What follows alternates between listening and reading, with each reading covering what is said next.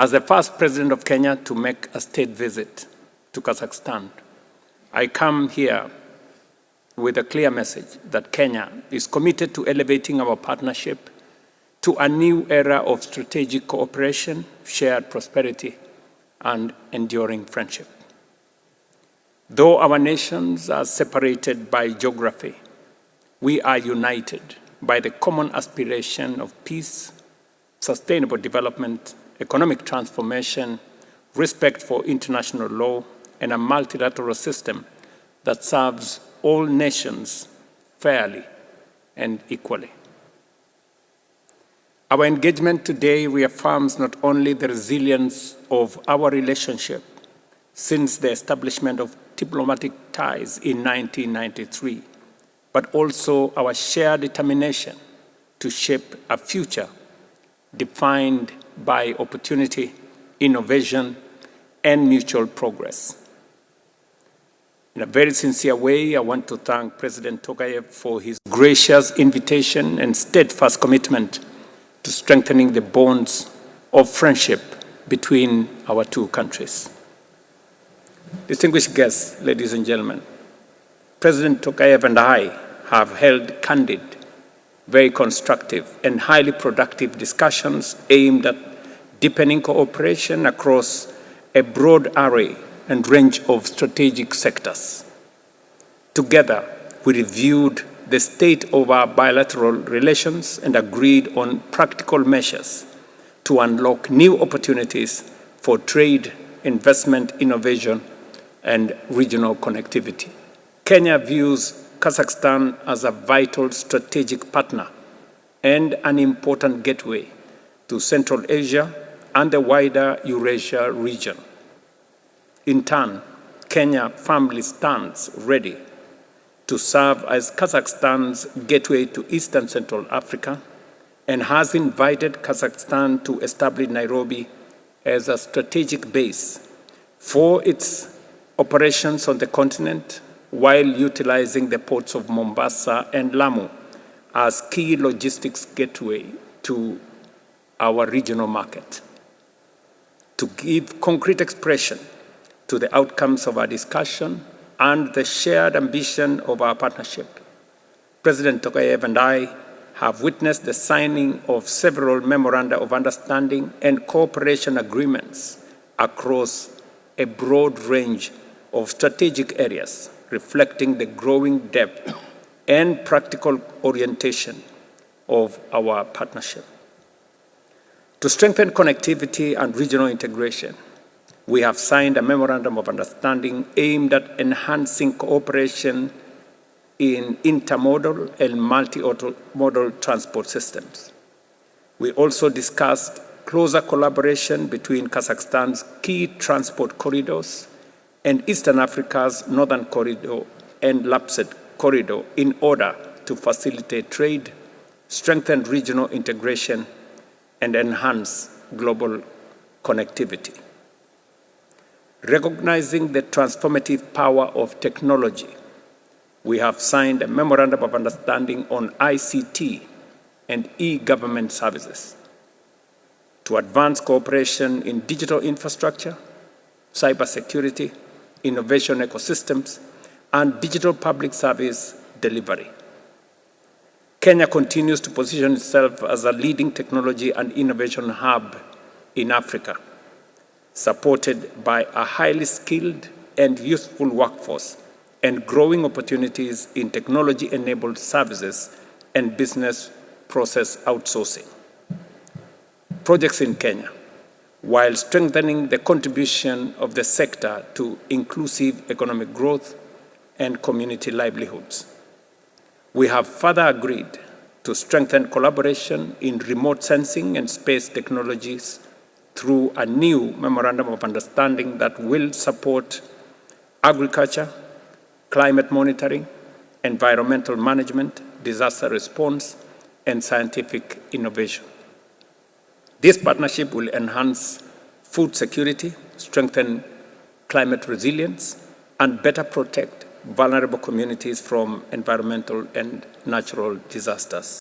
Additional agreements signed today cover cooperation in investment promotion, financial services, tourism and commerce, and diplomatic training, further strengthening institutional collaboration and expanding opportunities for engagement between our two countries. These agreements are instruments of action that reflect our shared determination to deepen collaboration, expand opportunity, and deliver tangible benefits to our peoples, and we are fully committed to ensuring their effective implementation. On the multilateral cooperation and climate action, we discussed the existential threat posed by climate change and underscored the urgent need for coordinated global action. I briefed President Tokayev on the outcomes of the inaugural Africa Climate Summit held in Nairobi in September 2023, including the Nairobi Declaration, which called for a more inclusive, equitable, and responsive global climate finance architecture. Equally, I commend Kazakhstan for successfully hosting the Regional Ecological Summit in April this year, which addressed critical regional challenges including glacier melt, desertification, and rising temperatures. We believe the outcomes of that summit will strengthen global efforts to reduce greenhouse gas emissions and build resilience for a greener and more sustainable future. We agreed to continue advocating for climate justice, fair access to climate financing, and reforms to the international financial architecture so that developing countries like Kenya can access financing on fair and sustainable terms. We also reaffirmed the urgent need for reforms to the multilateral system, including the United Nations Security Council and other global governance institutions, so that they become more representative, more equitable, and responsive to the contemporary global realities of the moment. Africa, in our opinion, must have a stronger voice and fair representation in international decision-making processes. In our discussions on regional and global peace and security, we express concern over the persistence of conflict and instability in different parts of the world. We reaffirmed dialogue and diplomacy as the surest path to lasting peace and agreed to continue working through regional and international institutions to advance peace building and global stability. Kenya further commends Kazakhstan for its leadership and commitment to nuclear and biological safety. President Tokayev's efforts towards the establishment of the International Agency on Biological Safety demonstrates Kazakhstan's commitment to a safer, more secure, and more sustainable world.